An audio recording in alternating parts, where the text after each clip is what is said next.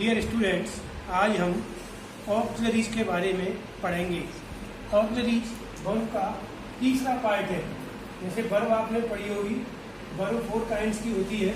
सबसे पहले होती है ट्रांजिटिव वर्ब, सेकंड होती है इंट्रांजिटिव वर्ब एंड थर्ड होती है ऑक्सिलरीज और फोर्थ होती है लिंकिंग वर्ब।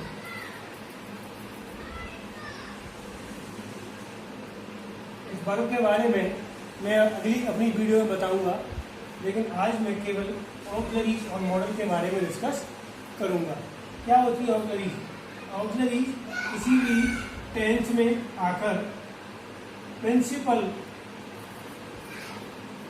वर्ब की या मेन वर्ब की हेल्प करती है और इसीलिए इसको हम हेल्पिंग वर्ब भी कहते हैं। क्या क्या होती है? प्रिंसिपल वर्ब की, मेन वर्ब की, जो वर्ब टेंस में आकर, पैसिव में आकर, पैसिव वॉइस में आकर हेल्प करती है, वो वर्ब ऑक्सिलरीज कहलाती है और कहीं कहीं पर इसे हेल्पिंग वर्ब भी कहा जाता है। ऑक्सिलरीज दो प्रकार की होती हैं।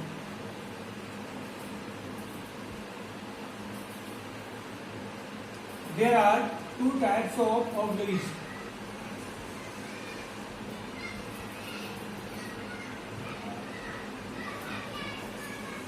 फर्स्ट कौन सा होता है? Primary auxiliaries.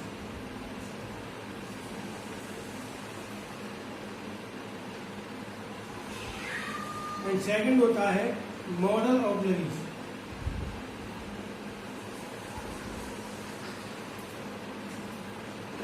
प्राइमरी ऑक्सिलरीज और मॉडल ऑक्सिलरीज दोनों का ही काम सेम है।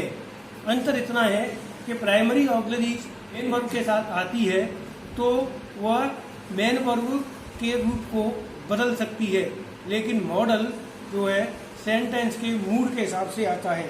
प्राइमरी ऑक्सिलरीज 3 होती हैं: be, have, do.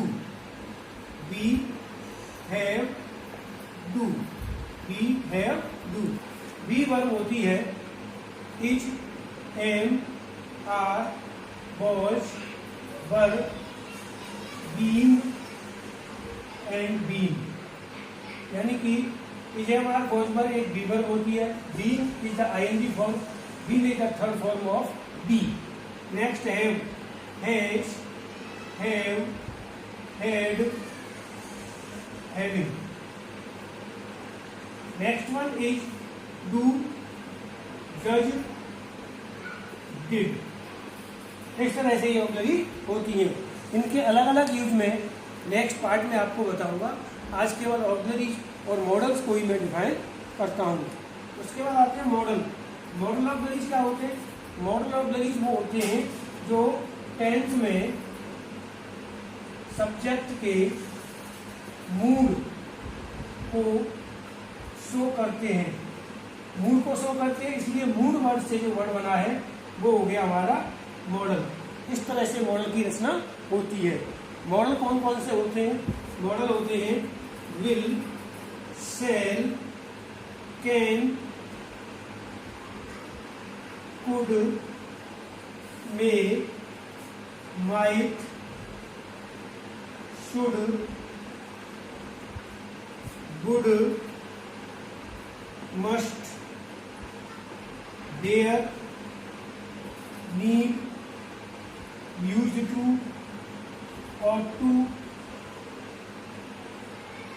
will, shall, can, could, may, might, should, would, must, dare, need, used to, ought to। इस तरह से हमारे ये मॉडल्स होते हैं। सबसे पहले लेते हैं हम बी को। बी की डिफरेंट फॉर्म होती है is, am, are, was, were, be, been and being. सबसे पहले इसका जो यूज होता है, इसके यूजेस कहाँ पर होते हैं? यूज के लिए सबसे पहले आते हैं इन कंटिन्यूअस टेंसेस।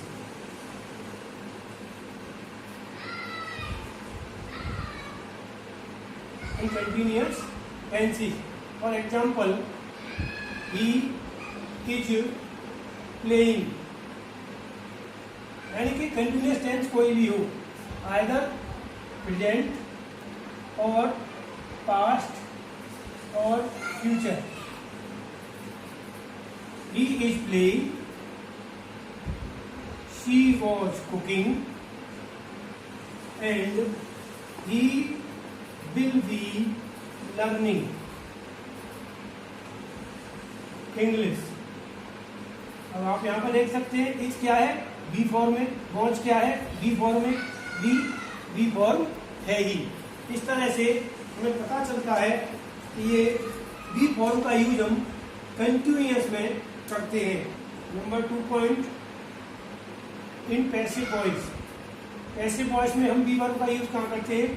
पैसिव वॉइस में भी हम प्रेजेंट, पास्ट एंड फ्यूचर के सिंपल सेंटेंस में. For example, he is called by me. For example, she was beaten by her mother. Next example, I M accused by him. तो ये क्या है? ये पैसिव फॉर्म में. पैसिव फॉर्म में helping verb के रूप में इज एम आर का यूज किया गया है, वॉज वर्ब का यूज किया गया है.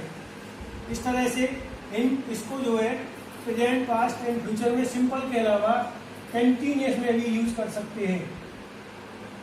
लेकिन कंटिन्यूअस में यूज करते समय फ्यूचर का नहीं होता है, क्योंकि फ्यूचर कंटिन्यूअस का पैसिव नहीं बनता है. चाहो तो उसके एग्जाम्पल भी ले सकते हैं. For example, the boys were being called by the teacher. यानी कि वर बीइंग, वर क्या है? ये बी फॉर्म है. और नेक्स्ट एग्जाम्पल, आई एम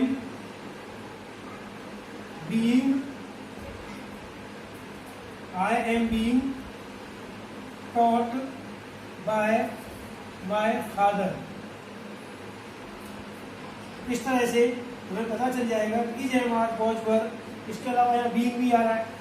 ये भी क्या है? एक बी फॉर्म है एज ए प्रिंसिपल वर्ब.